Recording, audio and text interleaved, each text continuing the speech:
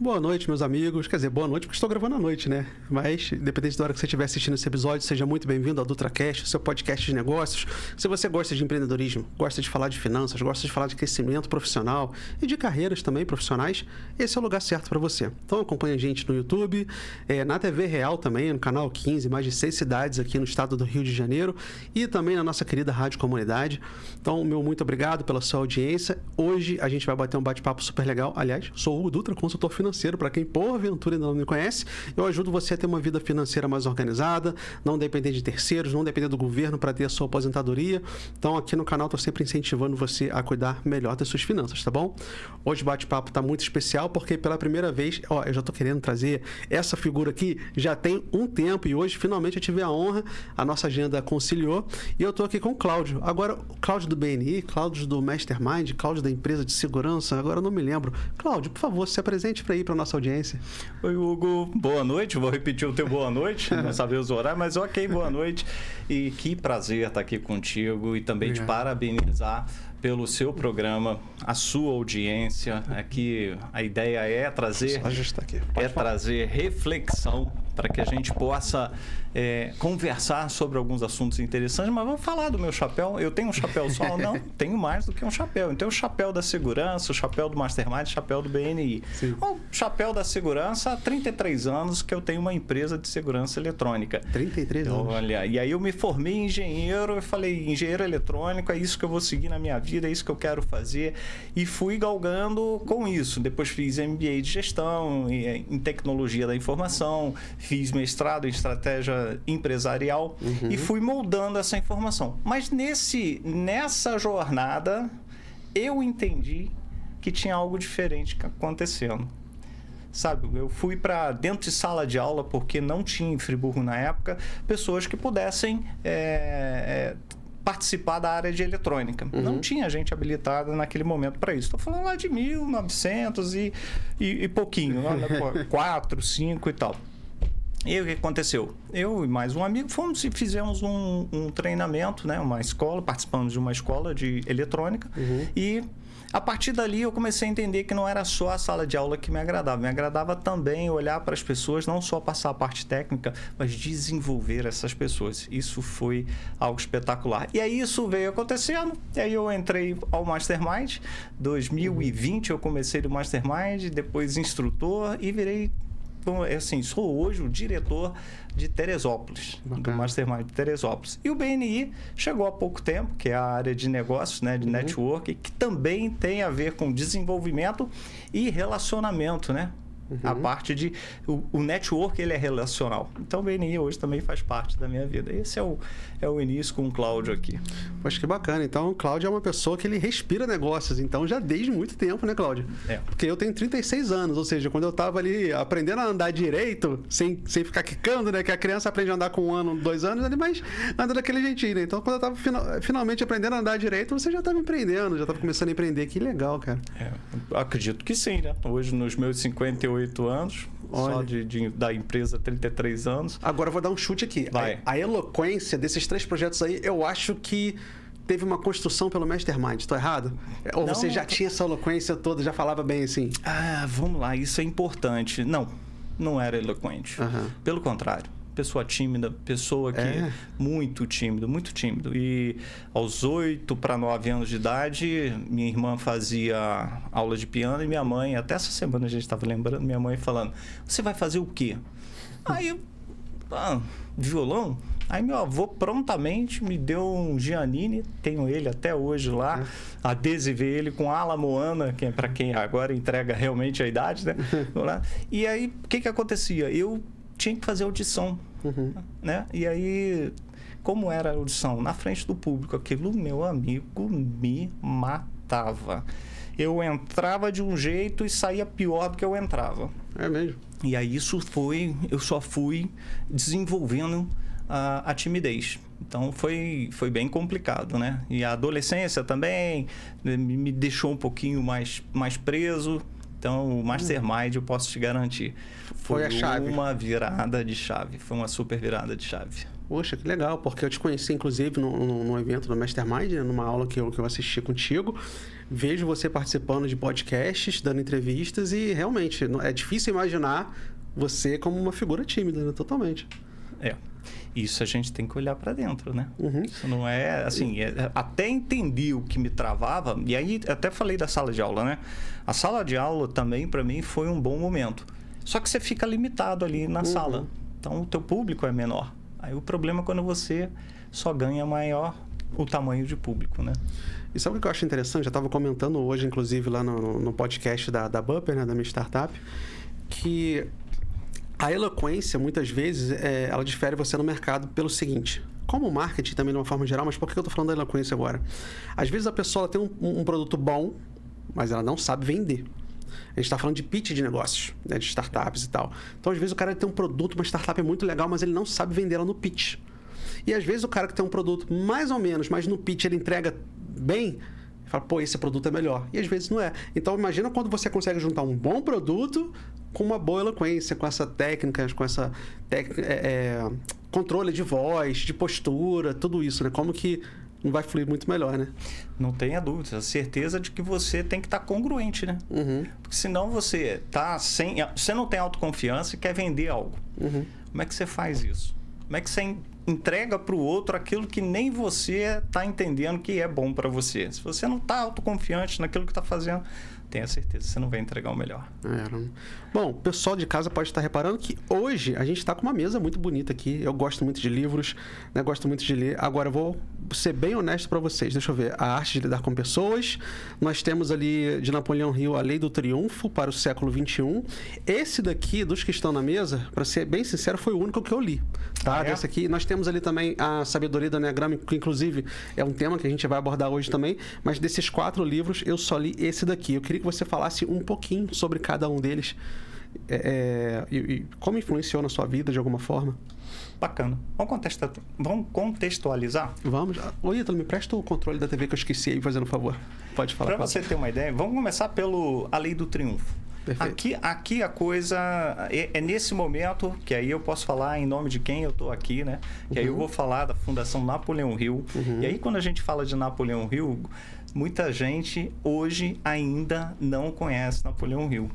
E foi um camarada que mexeu com o desenvolvimento humano já no século passado. Como é que funciona? Como é que isso aconteceu? Napoleão Hill, logo cedinho, lá por 1908, ele estava desempregado, na verdade. Aí ele arranjou um emprego de jornalista. E esse emprego de jornalista nem pagava muito. Mas o que a empresa que o contratou queria? Que ele fizesse uma pesquisa, que ele fosse entrevistar o cara mais rico naquele momento, o Andrew Carnegie. E ele, bela oportunidade, o que ele fez? Ele foi entrevistar. E aí começou a entrevista e o Andrew achou o cara também muito eloquente, uma pessoa muito bacana e uma pessoa que trazia alguma informação diferenciada. Ele falou, tem algo aí, tá? E o Hill, pra você ter uma ideia, ali estava com 25 anos de idade. Vindo, né? Tá instalando de novo no mercado. A gente começa a vida profissional aos 25, mais ou menos, né? Depois de formado e tal. Para quem nos formou, começa aí antes, né? Mas para quem está formando. E aí o Hill, numa conversa de final de semana, a coisa foi ganhando volume e o Andrew já sabia que algo diferente acontecia com as pessoas que davam certo e com as pessoas que não davam certo. Só que ele queria testar aquilo. Como é que ele ia testar? Aí ele chamou o Hill nessa conversa e falou, aceita um desafio? Parece que o Hill levou lá 30 segundos, você deve ter lido isso aí no livro Quem Pensa Enriquece, e aí falou, olha, eu estava esperando até um pouquinho, mas ia esperar até um pouquinho mais, mas se você desiste, se você fala ali na hora, eu vou pensar, eu já cortava. E aí o Hill começou, aí eles começaram, vamos fazer uma entrevista. O que eu quero que você faça? Algo que dure, no mínimo, pelo menos 20 anos. Vai ser uma pesquisa em que a gente vai entender o que princípios regem as pessoas e que fazem com que elas deem certo ou que elas não consigam os resultados que esperam. Isso, aos 25 anos de idade, uma pesquisa de 20 anos. Você entrava nessa?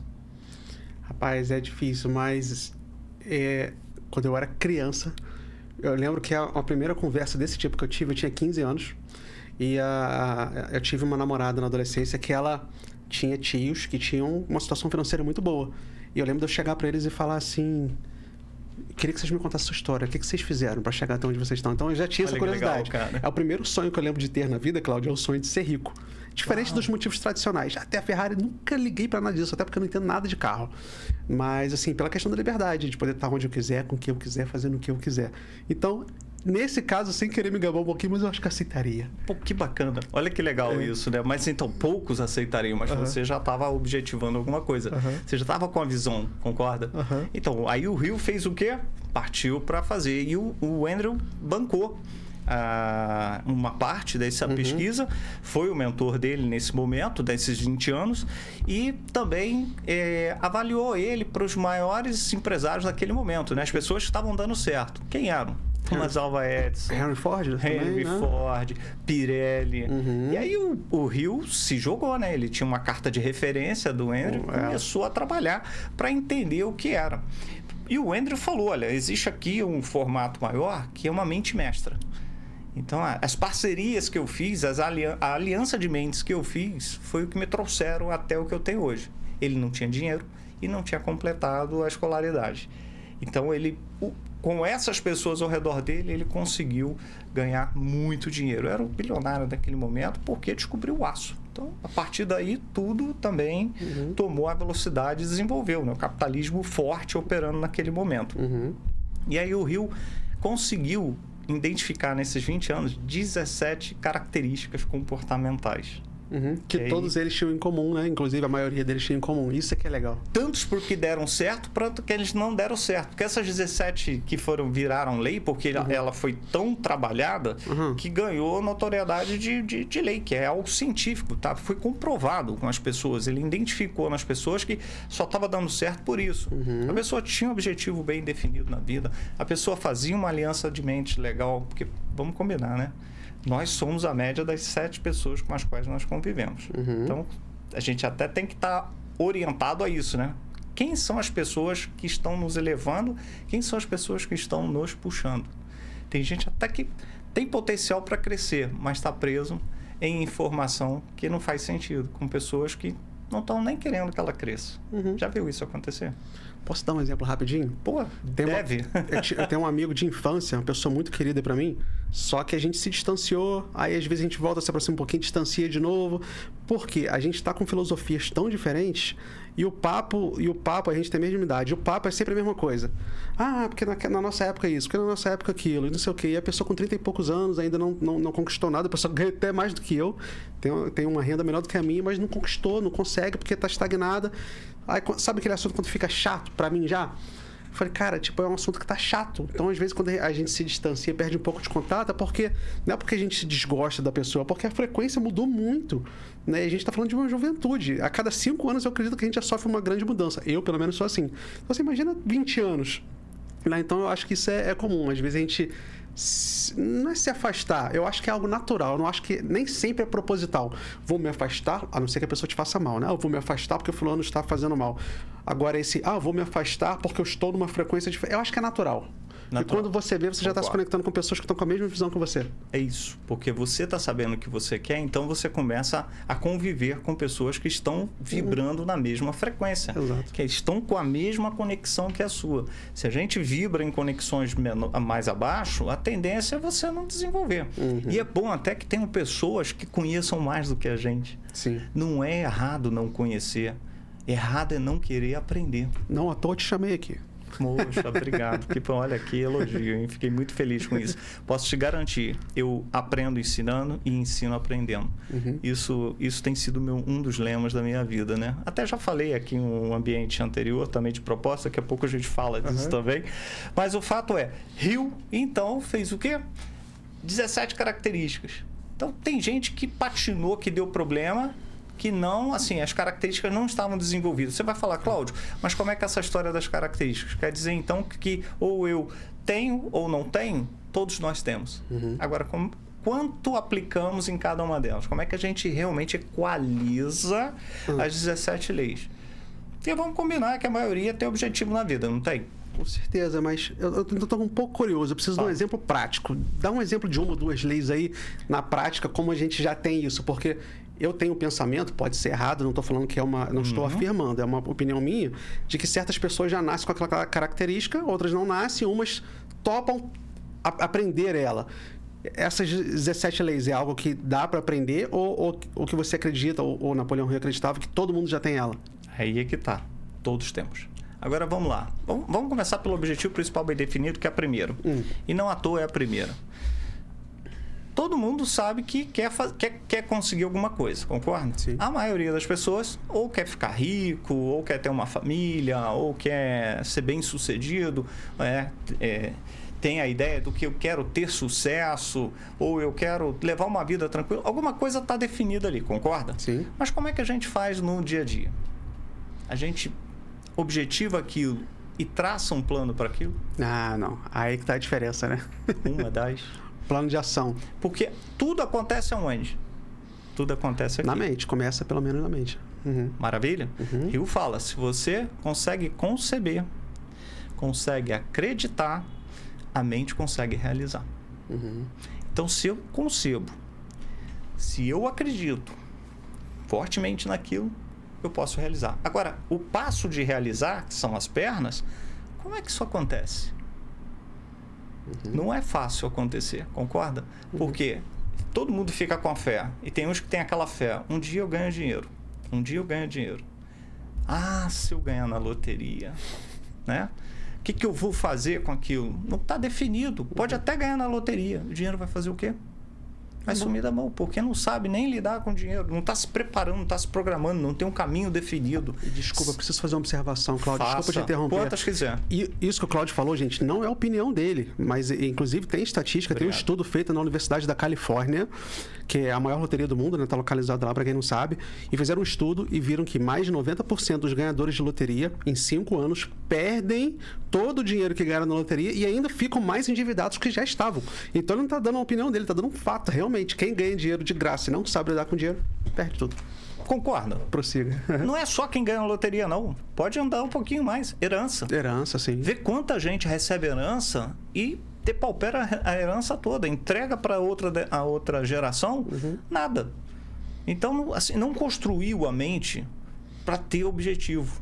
O objetivo tem, mas ele não construiu a mente para conseguir seguir o objetivo. E aí é o problema. A maioria. Então, se você conhece o teu destino, você tem que saber quanto custa, paga o preço e vai fazer. Porque tem preço, não tem? Quanto custa o teu objetivo? Horas de sono, planejamento, dedicação. Você vai levantar de manhã, às vezes de madrugada, para fazer alguma coisa, porque você sabe que está no teu objetivo. Eu gosto muito daquela frase que é: acorde com a tua visão e durma com o teu propósito. Então, quando você levanta, é porque aquilo que você já entendeu lá na frente está programado. Quando você vai dormir, você está tranquilo que você fala: isso hoje, botei mais um tijolinho aqui na minha trajetória, na minha construção. Esse é um ponto. Vamos lá, você pediu 2 exemplos. Mais um exemplo. Autoconfiança. Autoconfiança, Hill percebeu que as pessoas não têm autoconfiança. E quem não tem autoconfiança, perde oportunidade. Aí o exemplo prático. Você já deve ter visto muita gente que você convidou e que não vem. Por quê? Que não vem... Não vem no teu podcast. Sim, Tem conteúdo, uma pessoa que assim, é bacana, né? Pode trazer alguma informação, mas alguns já devem ter recusado. Você sabe por quê? Uns alegam timidez, e realmente pessoas incríveis, tá? Um alega timidez, outro, não sei, eu não tô pronto. E pessoas, às vezes, com 20 anos de experiência 20 anos, na área. Cara. Então, imagina o quanto de conhecimento, quanta coisa boa pode falar, mas não se sente confiante em passar informação para alguém, não se sente confiante em falar. E isso vai gerar um problema, concorda? Você vai numa reunião, às vezes até no público, que alguém fala: alguém tem uma pergunta para fazer? Pode perceber. A maioria tem uns que ficam: pergunta, pô, tem medo. Que tipo de medo tem? Tem medo até de ser criticado. Será que eu vou fazer a melhor pergunta? De se expor, né? Será que vale a pena fazer essa pergunta? E passa a oportunidade até de falar: eu faço isso, eu faço aquilo. E aí o dinheiro vai passar na tua frente. Então, esses são os pontos. Caramba. Faz sentido? Não só faz sentido, eu tô muito feliz aqui com sua presença, porque é aquele podcast que se transforma em uma aula sem ser chata. Então, assim, é uma aula que você está dando aqui pra gente. Bom, inclusive, deixa eu mandar um abraço aqui pra nossa amiga Priscila, do Terceira Histórias Podcast, um podcast maravilhoso também, com uma temática até similar a mim algumas vezes. Então, de vez em quando quando eu digo a gente, eu roubo uns convidados, assim, sabe? E o Cláudio fez uma participação linda, né? Eu não lembro se eu acompanhei de casa ou se eu estava aqui no dia. Não, eu tava aqui, né? Então, assim, foi um podcast muito legal. Então, quem quer ver mais do Cláudio, né? E conhecer também o trabalho da Priscila, que é maravilhoso. Terceira Histórias Podcast. Priscila Guindani, tá bom? Mas vamos prosseguir. Deixa eu reforçar esse abraço à amiga Priscila Guindani. Por favor. Excelente trabalho que faz também na área de redes sociais, de mídia, Sim. né? Pô, é espetacular e o podcast dela realmente é maravilhoso. É fora de série. Abraço, Priscila. Beijo, Priscila. Já gravei com a Priscila aqui também. Eu já participei lá, ela já participou aqui também. Então foram ótimos episódios. Mas vamos lá então. A arte de lidar com pessoas. Aí vamos caminhar. Deixa eu fazer só a ponte agora. Vou fazer literalmente a ponte agora para Quem Pensa Enriquece. Porque em 1928 o Rio então lançou as 17 leis, que foram fascículos que viraram depois a Lei do Triunfo, que é o manuscrito original. Ele tem quase 800 páginas. Sério? Então é pesado. E é a nossa Bíblia, né? Nós somos os guardiães do legado de Napoleão Hill. Esse foi o primeiro? Não, o primeiro tá lá. O primeiro é Quem Pensa Enriquece? Em 1938 ele lança Quem Pensa Enriquece. Olha, quanto parece perto, mas quanto longe tá. E ao mesmo tempo, as informações são tão atuais. Sim. Que essas informações atuais, cara, elas se propagam. A gente hoje cada vez mais está precisando disso, né? Uhum. Aqui, quando você leu, você percebeu que tinha um segredo? Eu li tem uns 4, 5 anos. Deixa eu te falar, Me ajuda. Tem segredo aí dentro. Uhum. E ele diz que aqui o segredo tem que ser percebido de duas formas. Porque primeiro você tem que estar preparado para entender o segredo. Porque senão o segredo que está ali dentro do livro vai passar um pouco mais despercebido. Eu tenho certeza que você sabe qual é, mas porque está intrínseco em você. Uhum. Tá? Ele não é... Tem horas que a gente pergunta assim, o que é o segredo que eu li aí? Se eu colocar esse livro aqui para 100 pessoas lerem, as 100 pessoas talvez encontrem um segredo diferente. Porque depende muito daquilo que a pessoa está percebendo e sentindo naquele momento. Eu tenho certeza com o que você faz, da forma que você faz, como você empreende, como você leva a tua vida, que isso a gente já bateu papo sobre isso. O segredo, ele foi desvendado. Mas agora também não vai desvendar isso à frente, né? Vou ter que ler de novo agora. Agora você vai olhar com outros olhos, né? Sim, com certeza. Tem muita gente que não olha para Quem Pensa Enriquece dessa forma. Uhum. E ele é valiosíssimo para isso. É como a gente leva a nossa vida com a cabeça voltada para o enriquecer. E tem gente que fala, mas ganhar dinheiro é bom? É pecado? O que é ganhar dinheiro? Por que é bom ser rico? Por que é bom ser pobre? O que é isso? Uhum. Qual é essa diferença, né? Que tem gente que acha que ser rico é pecado. Uhum.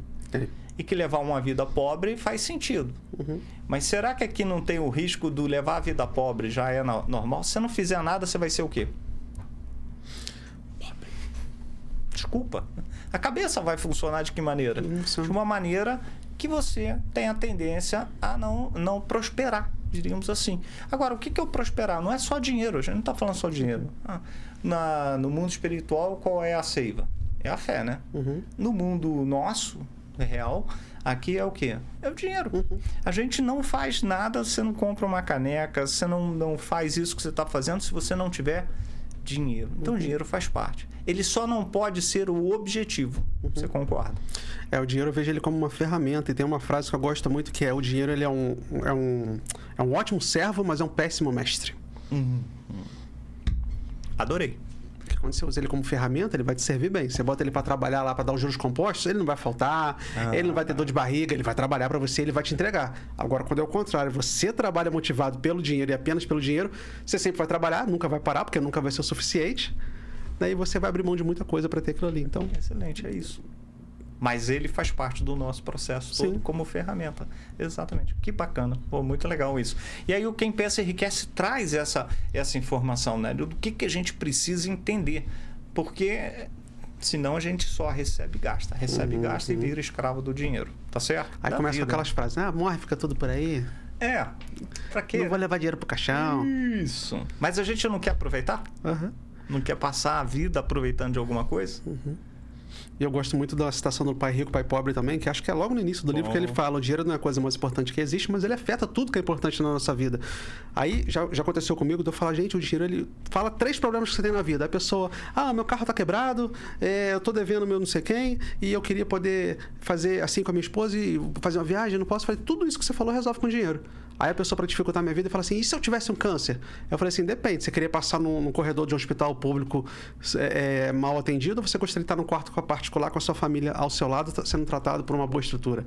Então ele pode até não resolver, mas ele vai te proporcionar um conforto a mais. Exatamente. Então ele afeta tudo. Afeta. É isso. É esse pensamento que a gente precisa ter. Por isso, quem pensa enriquece. É trabalhar a nossa mente. Agora, a gente trabalhar a nossa mente de onde? Nossa mente, ela é programada. Então, que programação é essa que a gente recebeu? A gente recebeu uma programação lá atrás, vem reforçando, vem trabalhando isso. Chega no momento que está tão forte isso que você passa só a repetir essa programação. Aí você pensa em quê?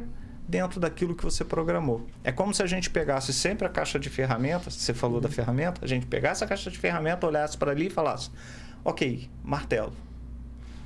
Opa, prego. Martelo, prego. Vai ver tudo, vai ver prego. É assim, a caixa de ferramenta tá forte, ou tem 2, 3 ferramentas só, porque a pessoa está se colocando naquela posição de: já sei, tá tudo bem, eu não preciso aprender mais nada, o que eu tenho já tá tudo bem, ou da forma que eu aprendi, é dessa forma que eu aprendi e é assim que eu quero levar. Então, a partir daí, tudo acontece com aquilo que a gente modelou lá onde? No nosso código-fonte. Para quem é da área de tecnologia, é o código-fonte, tá certo? E a gente passa a vida ou justificando aquilo lá atrás, ou tentando mudar aquilo lá atrás. Falei alguma coisa diferente? Não, perfeito. Perfeita a colocação. Maravilha. Aqui, falando do Jamil Albuquerque, a arte de lidar com pessoas, ele é o nosso CEO do Mastermind, porque o Mastermind é o guardião, nós somos ligados direto à Fundação Napoleão Hill, e o Jamil Albuquerque, ele até traz uma frase que em algum momento da vida dele, lá na infância, ele entrou numa biblioteca e descobriu o livro lá no interior de Santa Catarina, e descobriu o livro de Napoleão Hill. E ele começou a ler. E aí, quando ele começou a ler, ele falou: peraí, eu não sou pobre. Napoleão Hill tá aí. Ele aí. Eu não sou pobre, eu só estou pobre. E aí ele falou: agora eu mudo. Ele mudou a cabeça dele. Porque quando ele falou: eu não sou, eu só estou, a autoconfiança dele foi lá em cima. Saiu já da biblioteca, sabe? Se sentindo, no dia seguinte já levando uma vida totalmente diferente. E é isso que motivou ele. Então, essa é o fator importante desse livro. E aí ele começou a desenvolver essa parte do lidar com pessoas, que é tão importante. Atrás aqui a gente até fala, né? 100% das empresas são pessoas, 100% dos fornecedores são pessoas, 100% dos clientes são pessoas. Então, se a gente não entende de pessoas, não vai entender de negócio. Perfeito. Perfeito? Essa é a análise aí dos 3 livros. Gostei. Ficou alguma coisa para trás? Não, agora, antes da gente ir para a sabedoria do Enneagrama, que inclusive é um dos temas que a gente vai abordar bastante aqui, eu quero fazer uma pausa bem rapidinha para falar dos nossos patrocinadores, fazer um agradecimento especial aos patrocinadores que fomentam, que abençoam, que financiam esse projeto. A começar aqui pelo Estúdio Realize. Pode falar: Hugo, mas o estúdio é seu, assim é muito fácil falar que ele te apoia. Gente, desde o Jucimar Brito, que é o antigo proprietário, em 2023, quando eu comecei esse podcast, né, o Jucimar, ele era o proprietário, acreditou no meu projeto, financiou, de certa forma, né, patrocinando o meu projeto desde o início. Então, meu agradecimento a ele. E essa empresa continua apoiando bons projetos também. Então, se você tem um projeto que você quer tirar do papel, quer fazer uma renda extra, quer fazer network, quer se tornar conhecido, quer ter uma vitrine e bater um bate-papo com pessoas especiais, como eu estou fazendo aqui com o Cláudio agora, Estúdio Realize Podcast aqui no Cadima Shop, vem fazer seu orçamento. Trabalhamos também com criação de conteúdo digital. Então, quer gravar o seu curso digital para poder lançar nas plataformas de venda aí, você pode contar com a gente também. Toda a estrutura que você você precisa para gravação, para edição, fora as parcerias que temos aqui com gestão de tráfego, criação de site. Então você só vai se preocupar em gravar o seu conteúdo. O resto você deixa com a gente, tá bom? Quero fazer um agradecimento ao BI, curso de línguas. Então, como é importante a gente saber um novo idioma, não é isso, Cláudio? Saber falar o inglês, principalmente. Hoje o alemão tem crescido muito no mundo também. Então, lá no BI você encontra alemão, você encontra inglês, você encontra espanhol, francês. Então, quer aprender um novo idioma, quer se desafiar, quer fazer aquele intercâmbio, quer fazer uma viagem de turismo. Eu sou daqueles que, para fazer uma viagem para outro país, se eu não souber falar o idioma, eu fico incomodado. Tudo bem que com o inglês a gente meio que se vire, né, em qualquer lugar. Mas eu fui para o Uruguai, que era um sonho meu ir para lá. Fui em 2015, eu não falava nada de espanhol. Eu falei, espanhol, né? Português? Tá fácil. Faça um portunhol aqui, vai dar tudo certo. Para pedir um misto quente, eu passei um sufoco. Falei, moça, pelo amor de Deus, pão, queijo, presunto, mulher, nada. Aí voltei lá pro hotel, minha irmã era professora de espanhol. Falei, pelo amor de Deus, como que eu peço um misto quente lá, no negócio que eu tô morrendo de fome? Ela falou, misto quente eu não sei não, mas pão, queijo e ramon, né? Ramon, que é o presunto. Aí eu falei, beleza. Aí desci lá, falei, moça, pão, queijo e ramon. Aí a mulher, um calientito. Falei, nossa, nunca queria adivinhar, né? Aí em 2021 eu voltei com a minha esposa, mas antes eu fiz um ano de curso de espanhol. Aí cheguei lá, né? Com aquela segurança, onde eu ia puxava assunto, no aeroporto, no táxi e tal. Aí quando eu fui em Colônia de Sacramento, tinha uma moça numa feirinha vendendo algumas bugigangas assim e tal. Aí ela falou assim, vocês são de onde? Da Argentina? Eu falei, Opa, já tá dando certo. Tá dando enrolada, né? Então, assim, cara, proporcionar esse tipo de experiência, né, pra você, pra sua família, é muito legal você chegar, poder visitar um outro país e você poder se comunicar bem e não ficar passando sufoco em lugar nenhum, né, gente? Então, fica a minha recomendação pra você que quer aprender um novo idioma, tá bom? A Icontes, Contabilidade e Assessoria Financeira, é que cuida das nossas empresas. Então, assim, até da minha startup, que é a Icontes, também tem uma especialista em startup, uma pessoa que já teve uma startup e cuida de várias outras startups para o Brasil. A gente estava comentando no episódio lá da Bumper Connect, que a Duda, quando ela teve a primeira startup dela, ela passou muito sufoco, porque ela contratou um contador. Você sabe lidar com startups? Sei. E, rapaz, ela pagou um preço caríssimo por isso, gastou uma bela de uma grana. Então, depois ela se formou em contabilidade, estudou, né? Então, hoje ela faz gestão de startups. Que legal. Então, seja lá qual for o patamar da sua empresa, seja você um MEI, lucro real, simples, nacional, seja qual for o patamar da sua empresa, inclusive, se você tiver com dúvida se deve ou não mudar, se você está no patamar correto, entre em contato com a Icontes Contabilidade, porque eles já atendem gente na maioria dos estados do Brasil, tá bom? E a TV Real, né? Um grande abraço sempre para a TV Real, para o Augusto e para todos vocês que acompanham a gente aí pela TV, na região serrana. E, claro, Mirela Alves, minha dentista. Gente, estou com o aparelho Invisalign, bem discreto, tá vendo, Cláudio? Olha, super discreto. Ele é diferente do tradicional, ele não fica cortando toda a sua boca, né? Do lado de dentro, sua bochecha. E outra coisa, quando o Cláudio chegou aqui, eu estava lá escovando o dente, né? Porque ele traz essa facilidade. Eu tiro o aparelho, como, escovo o dente, coloco o aparelho de novo. Tô pronto de novo. Então, assim, ele é bem mais discreto, né? Não machuca tanta boca e traz essa facilidade de você poder saborear bem a comida, mastigar bem a comida sem o incômodo do aparelho, tá? Lógico, a Mirella é dentista, ela tem as especialidades, então, independente do problema, da solução que você busca, eu tenho certeza que ela pode te atender, mas ela dá um desconto especial para quem quer fazer um orçamento do Invisalign, que é essa tecnologia desse aparelho que eu estou utilizando aqui, ela dá 20% de desconto, tá bom? Então, faça a sua avaliação sem compromisso. E vamos continuar o nosso papo aqui, porque agora a gente vai entrar naquele livro lá, que é a Sabedoria do Eneagrama. E Eneagrama, para início de conversa. Que bolhufas é isso, Cláudio? E aí, olha que legal. Vamos precisar contextualizar de novo, né? Vamos. Então agora a gente saiu daqui e vamos para o Eneagrama, que também faz parte daqui. Tá. Se eu te falar que o Eneagrama tem mais de 2.000 anos. Mais de 2.000 anos, né? 2.000 anos. Agora, como ele começou... Aí são várias vertentes que vêm lá atrás, né? A simbologia, se você olhar, é uma circunferência com 9 pontos, né? E aí isso é traçado como uma simbologia. Agora, o Eneagrama, como é que ele começou a acontecer realmente? E eu já vou explicar o que é o Eneagrama em si, mas vamos falar um pouquinho do início do Eneagrama. O Eneagrama lá em mais um também de 1900 e pouco, já no início do século passado, um russo chamado George Gurdjieff, o que ele fez? Ele trouxe à tona o Eneagrama fazendo estudo de personalidade. Então esse foi o primeiro momento. Já na década de 50, aí veio o Oscar, que é o Oscar... já vai vir aqui, é Oscar Axon, Oscar Harkison. E o que ele fez? Ele, já em 50, ele usou uma metodologia aplicada ao Enneagrama.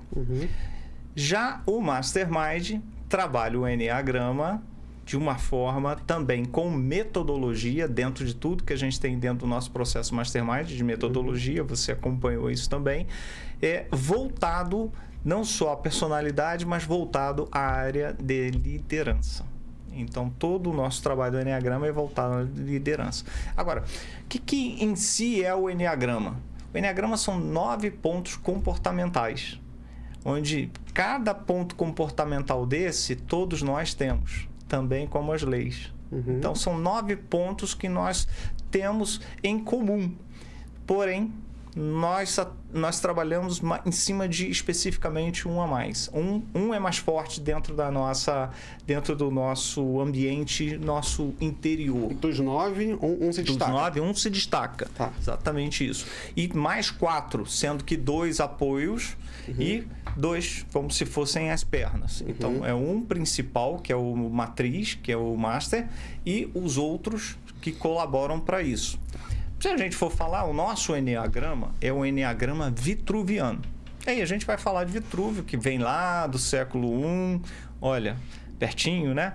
E aí o Vitrúvio, quem era Vitrúvio? Vitrúvio era um arquiteto, naquele momento ali, naquele tempo romano, ele virou também comandante, e ele escreveu alguns livros. E o que ele fazia? Proporcionalidade. Ele era muito dedicado à proporcionalidade.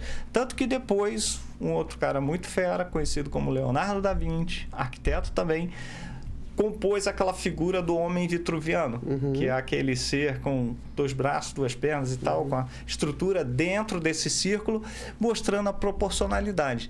Você tem uma ideia, você deve conhecer, o espectador também, mas aí para a gente falar, a nossa altura maior são os nossos braços esticados de ponta a ponta.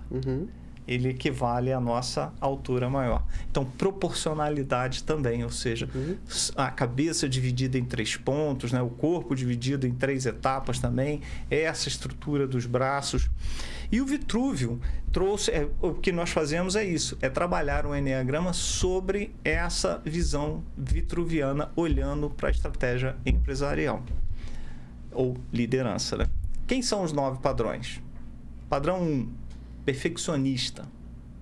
Como é que o perfeccionista se movimenta? Aí, de repente, o pessoal agora nessa reflexão já pode começar a olhar um pouquinho para isso também. Como é que o perfeccionista ele se movimenta? Ele se movimenta através da ética e da perfeição. Você quer que um perfeccionista faça algo rápido? Ele não vai fazer. Porque enquanto não tiver perfeito, ele não faz. A história do feito é melhor do que perfeito, conhece? Bota isso na mão do perfeccionista, você deixa ele louco. Não funciona para ele. Aí ele tem áreas que são muito boas, específicas para isso acontecer, né? Por exemplo, se ele vai para uma área de estoque, que precisa de muito detalhe, precisa de muito perfeccionismo, ele funciona muito bem. Porque tem que ser minucioso. Tem que ser minucioso. O 2, o auxiliador. O auxiliador se movimenta como amor e ajuda.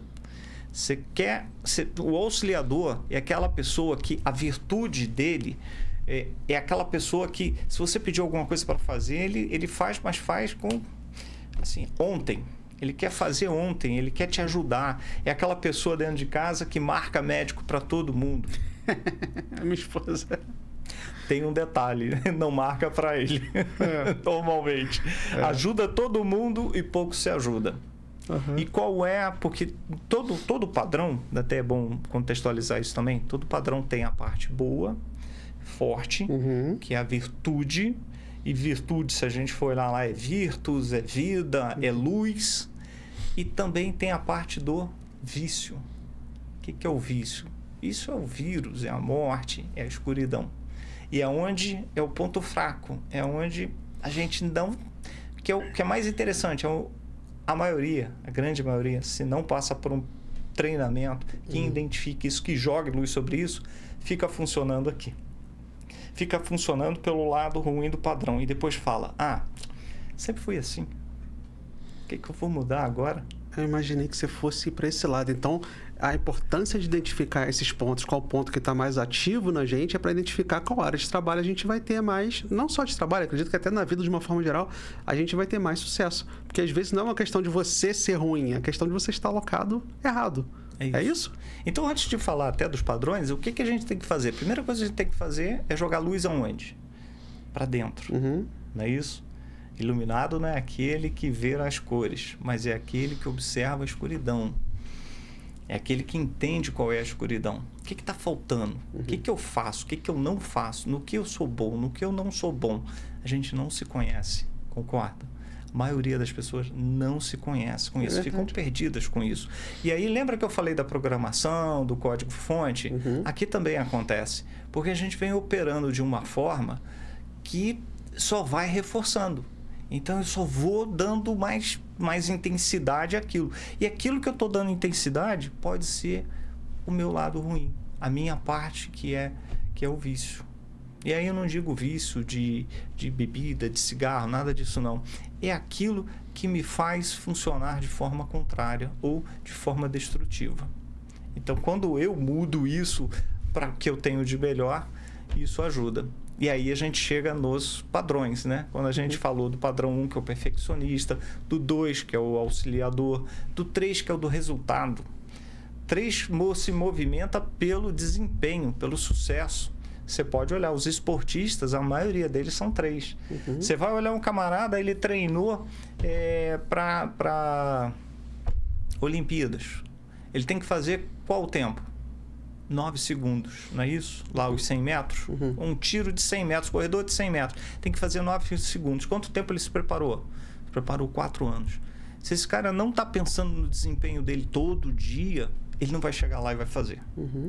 Então, ele tá galgado aonde? Sucesso. E, às vezes, é um sucesso próprio. Eu só quero bater essa marca. Eu tenho que bater essa marca. Isso faz sentido para mim. Esse é o realizador. O 4 é o idealista. Esse se movimenta pela originalidade e pela sensibilidade. 4 é aquela pessoa que compra uma camiseta comum, daqui a pouco botou uma flor, costurou, cortou, amarrou. Então, assim... A sensibilidade está muito à flor da pele do padrão 4. Padrão 5, da sabedoria. Esse é o observador. Ele se movimenta, na verdade, pela sua sabedoria. Você pode observar. O 5, se está num velório, ele está com uma afeição. Se ele está numa festa, ele está com a mesma afeição. É aquela pessoa retraída. É um lugar bom de colocar o 5? Lugar onde não tem que falar com o público. Porque ele não se dá bem em falar com o público. É dele, tá com ele. E é uma pessoa que vai estar o tempo todo absorvendo conhecimento. E nunca vai se sentir tão bem preparado, esse é um problema dele, nunca se sente tão bem preparado para transportar esse conhecimento para o mundo. Até aqui está fazendo sentido? Sim, total. Fica à vontade para comentar. E total. É porque o curioso é que conforme você vai falando, parece que em momentos determinados da minha vida eu fui um pouco mais de um, depois eu fui um pouco mais de outro. Eu tô achando interessante isso. Dentro do treinamento, você começa falando do 1, quando você chega no 9, porque é bem mais estendido, mais assim, a gente explode mais isso, né? E aí a pessoa vai falando, eu tô aqui, eu tô aqui. Outra coisa importante, nós não somos, nós estamos.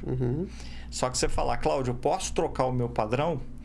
Dificilmente você vai trocar. Por quê? Porque ele foi tão bem marcado que dificilmente você vai trocar. E aí o bom é o quê? Saber aproveitar. E aí seguindo, 6. 6 é o cético. 6 é aquela pessoa que ela é leal, age pela lealdade e pela segurança. Você quer viajar? Essa é a dica, tá? Você quer viajar e conhece alguém que tem um padrão 6, chama logo. Sabe por quê? Essa pessoa, na hora de fazer a viagem, ela já começa. Peraí, a gente vai para onde? Vamos para Lisboa? Maravilha. Para onde? Conde do Redondo, lá. Bairro. Ok. O que tem de farmácia aqui? O que tem de supermercado? Qual é a distância? Qual ônibus eu pego até o aeroporto? Ele vai fazer tudo certinho porque ele quer ter segurança do que está fazendo. 6 é aquela pessoa que não dá um passo se alguém não pegar na mão dele e falar assim, vem comigo. O 6 tem essa esse lado de dificuldade. É muito planejador, mas a dificuldade dele é que ele precisa estar certo da segurança. O perfeccionista precisa estar certo que está tudo realmente muito perfeito. O 6 precisa ter muita segurança para tomar uma atitude. 7, entusiasta. O 7 ele é movido pelo prazer e ele pelo otimismo. Então, o entusiasmo dele é muito forte e muito prazeroso. Por algumas pessoas, né, o padrão 7 faz com que a pessoa procrastine muito. Ou outra situação, se não dá prazer, não faz. Se começou a ler um livro e o livro não é bom, pode contar, vai parar. Ou ele vai arranjar um jeito de parar aquilo. Tem muita procrastinação envolvida, mas são pessoas extremamente também criativas. Você quer ir para o marketing, tu bota um 7.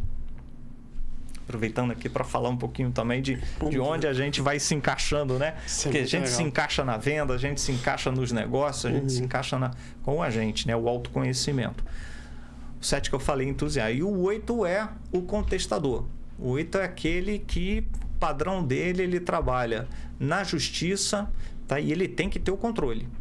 Se você tira o controle dele, é um problema seríssimo. O 6 o 8 é aquela pessoa que ela vai chegar numa blitz, por exemplo, e ela sabe que ela está errada. Sabe o que ela vai fazer? Ela vai virar para o guarda e falar assim, eu sei que eu estou errado, me dá a multa, porque eu quero ir embora. Eu já tenho coisa agora para fazer. Então, é a pessoa que é o dominante do processo. Você quer essa pessoa...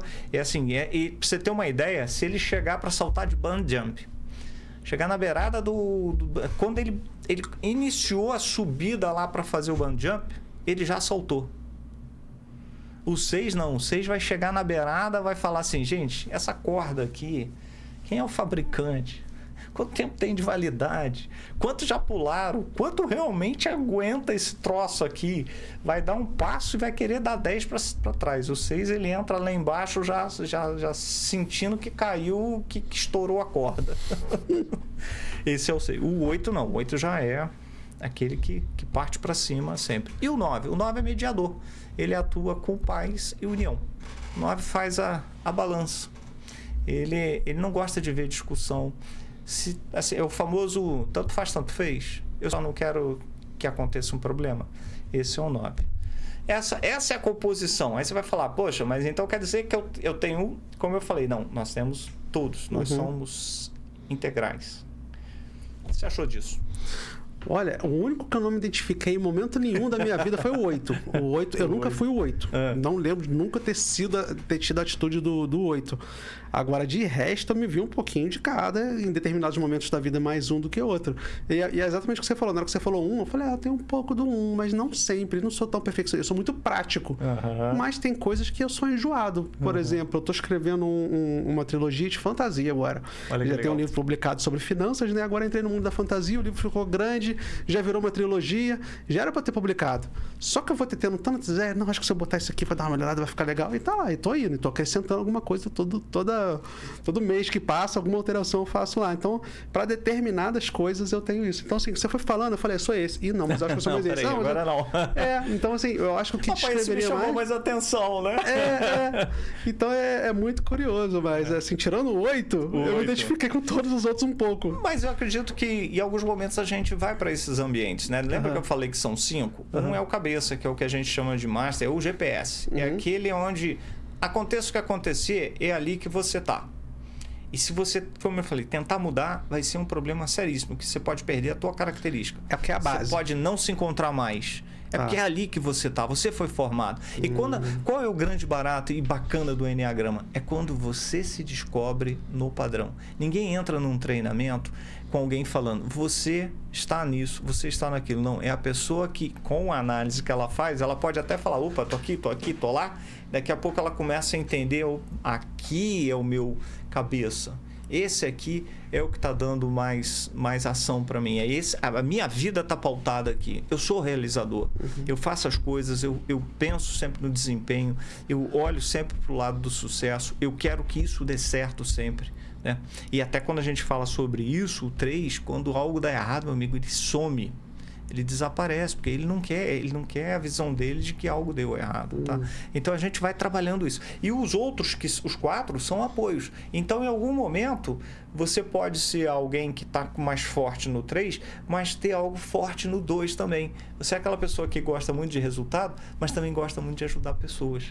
Então, isso é bom quando você passa a entender isso, que aí você sabe, ok, eu estou operando no meu melhor, ou eu estou operando no meu pior. Qual que é o melhor aqui? Porque o teu pior tem que ser sempre melhorado, concorda? Aquilo, quando a gente descobre que tem muita coisa boa, qual é a tua tendência? É não se desenvolver mais tanto. Quando você percebe que você tem coisas que não estão boas, você vai fazer o quê? Você vai se desenvolver. Vai trabalhar ali. Vai trabalhar naquele ponto, tá certo? Então, esse é o escopo. Aí, se você for olhar para vendas, se você vai vender para alguém que é perfeccionista, imagina a tua mesa aqui. Cheguei aqui para te vender alguma coisa. Eu chego para você e mexo em alguma coisa aqui.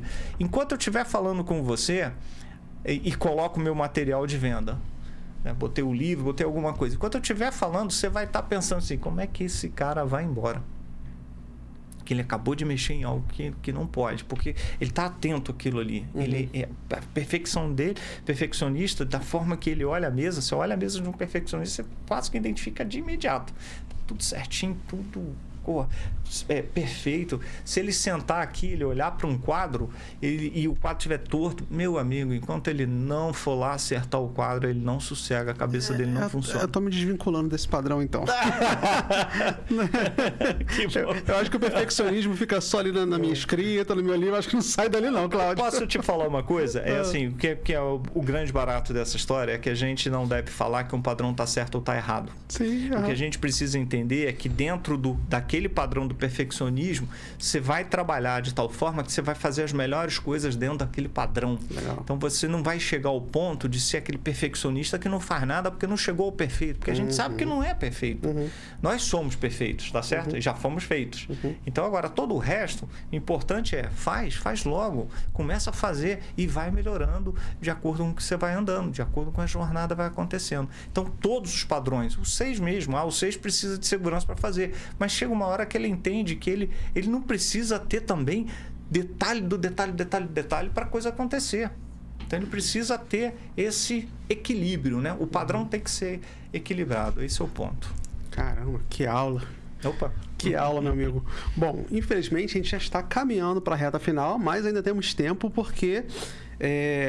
dando um resumão do Mastermind para quem de repente não entendeu, se eu fosse resumir o Mastermind para a pessoa que está em casa poder se identificar.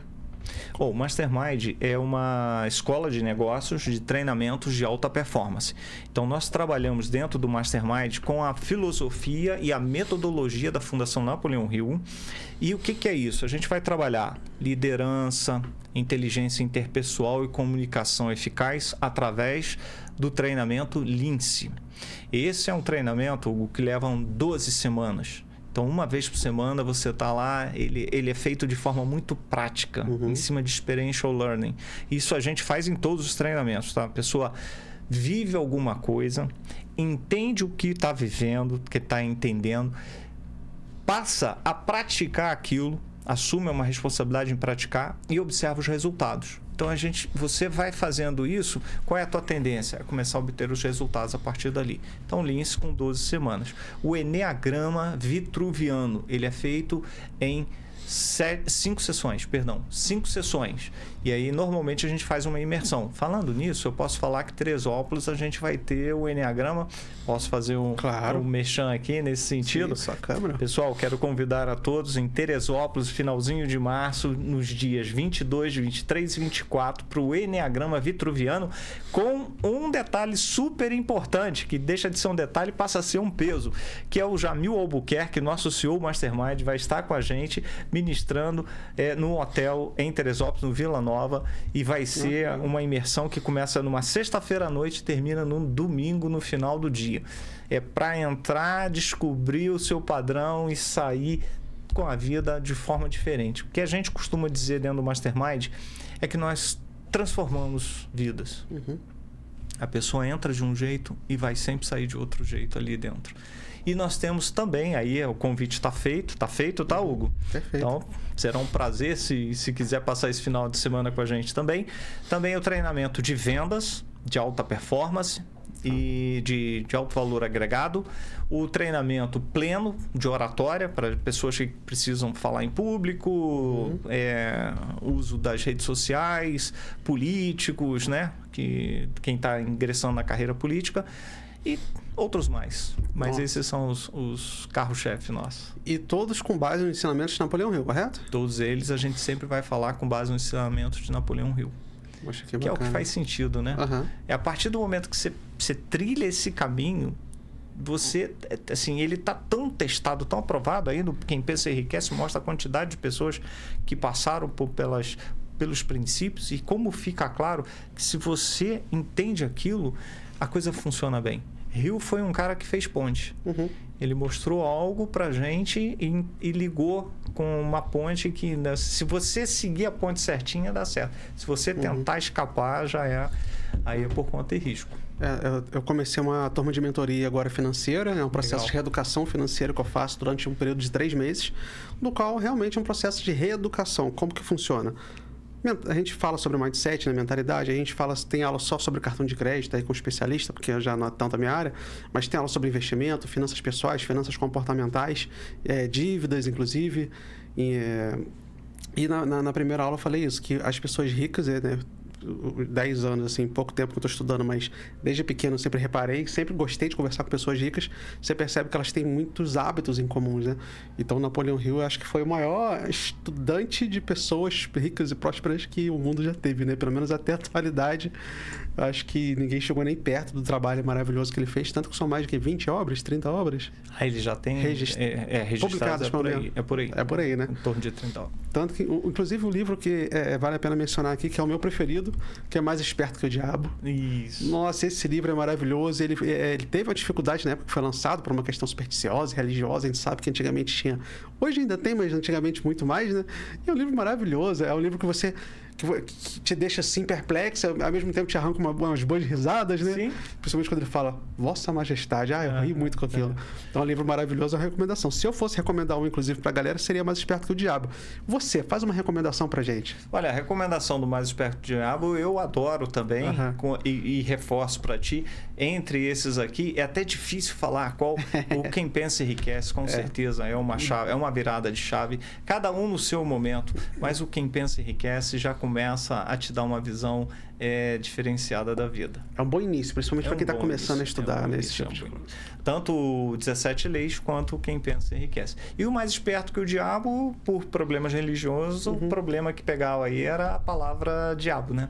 Que se considerava algo que não deveria. E é um livro pós-morte. Ele não lançou em vida. Ele faleceu em 1970. A esposa, que naquele momento era atual dele, que decidiu publicar. Falou, isso aqui não pode ficar um manuscrito e tal, e ainda bem que lançou, né? O livro mais vendido em todos os segmentos nos últimos anos, cara. Ele tem vendido muita coisa mesmo. E é excelente. E antes que vocês criem um preconceito, quem está em casa aí, o diabo do livro é simplesmente como se fosse o lado negro, né? O lado negativo que fica jogando aqueles pensamentos ruins na nossa mente, e ele dialoga com esse lado dele, digamos assim, né? Enfrenta dentro da própria mente, né? Então é muito interessante essa visão que ele traz no livro, né? Você concorda que a gente passa a vida fazendo isso, né? Nós vivemos uma batalha interna o tempo todo, né? A gente fica conversando o nosso lado positivo, o nosso lado negativo. E qual lado ganha? Aquele que a gente alimenta mais. Exatamente. Então, quanto mais eu alimento meu lado negativo, mais problema aparece para mim. Quanto mais eu alimento meu lado positivo, mais solução eu vejo. É a história do você quer ver problema ou você quer ver solução? O problema vai existir, concorda? O problema sempre existe. O problema é não ter o tamanho para querer resolver o problema.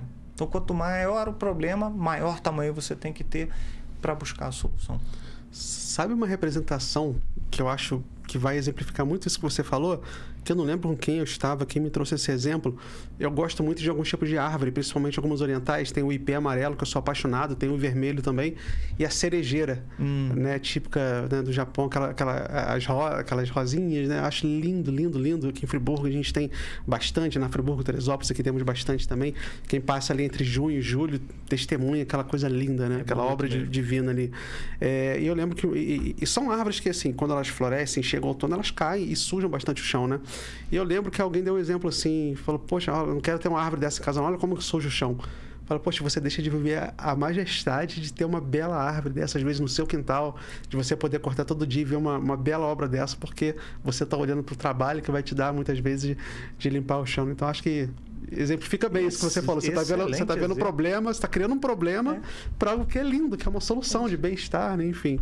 Cláudio, infelizmente nosso tempo chegou ao fim. A gente não vai conseguir falar do BNI hoje como eu gostaria, mas assim, eu queria que você passasse os seus contatos. Pode passar o contato do BNI também, rede social, que inclusive eu já sigo desde que veio para Friburgo. Passa para o pessoal e já está convidado a voltar para a gente falar do BNI, porque o mais legal é que está correlacionado, na minha opinião, pelo menos, com o Mastermind, né? Tá muito, negócios, né? Network, então não tem como estar longe um do outro. Bacana, obrigado. Foi um prazer estar contigo aqui. O BNI e Mastermind, eles se unem muito porque os dois são muito metodológicos, né? Então, metodologia é aquilo que te leva a algo para dar certo.